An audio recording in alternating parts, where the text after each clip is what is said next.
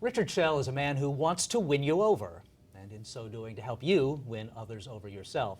He's the director of the Executive Negotiation Workshop at the Wharton School and the author of a couple books about persuading people to see things your way. His latest book, The Art of Woo, is about a business all of us are in one way or another, selling ideas. Thanks for joining us, Richard. Eric, my pleasure. There have been lots of books about persuading, from getting to yes to getting your way. What makes The Art of Woo different?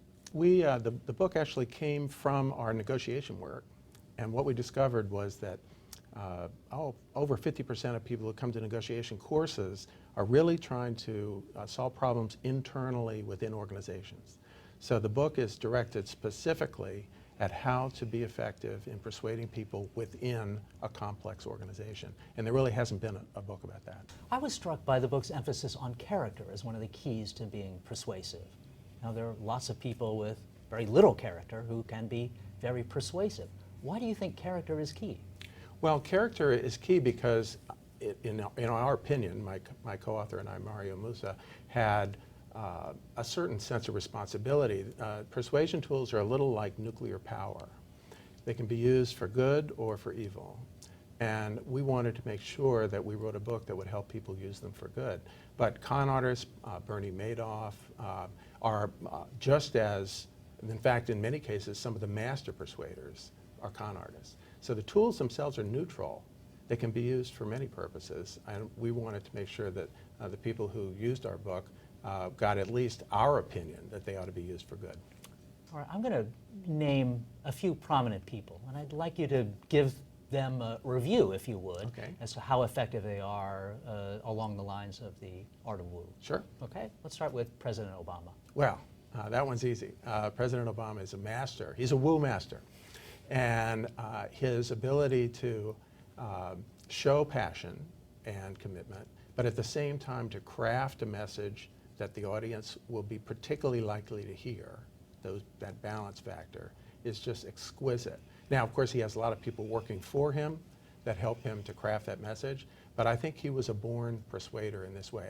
If you've read his biography and his autobiography, it's clear to me that he came by this skill the hard way.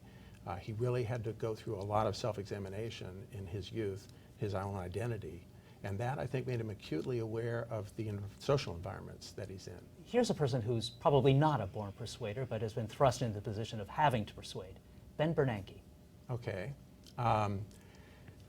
There's two extremes in persuasion. There are people who are too focused on their audience, kind of slick Willie type people, and then there are people who are totally unaware of their audience, and they are kind of curmudgeons.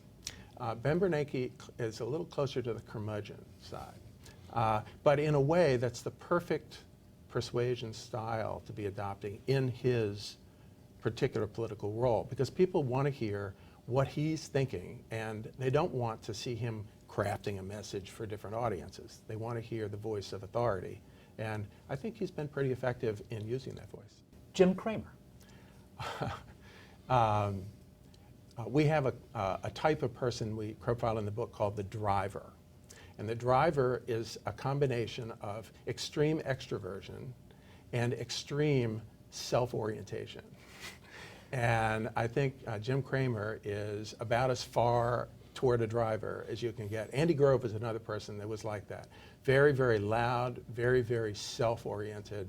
You know exactly where he's coming from and what he's saying, but you have to do all the adjusting.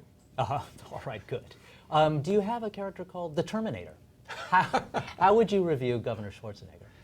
You know, Schwarzenegger is a very interesting case because he was trained as an actor. So like Ronald Reagan, I think he has a certain capacity to be audience-oriented, but he was an actor for a particular type of role, which was a very Terminator type of role, a very obvious self-oriented role. And so I think he's stuck with that. And so he's a little more on the Bernanke side, but with a little more craftiness. But I think, part of the problem when you're governing essentially a country like California is there's so many constituencies. And an Obama skill will take you further, I think, than Schwarzenegger or Bernanke will when the going gets tough, as it is here. And of course, there's a limit to persuasion skills. When you're in a bankrupt economy and your state has no tax revenues, it really doesn't matter how persuasive you are. You just got a big problem. And an Austrian accent will only take you so far. Right. Richard, thanks for joining us. My pleasure, Eric. This is Eric Schurenberg for MoneyWatch.com. Thanks for watching.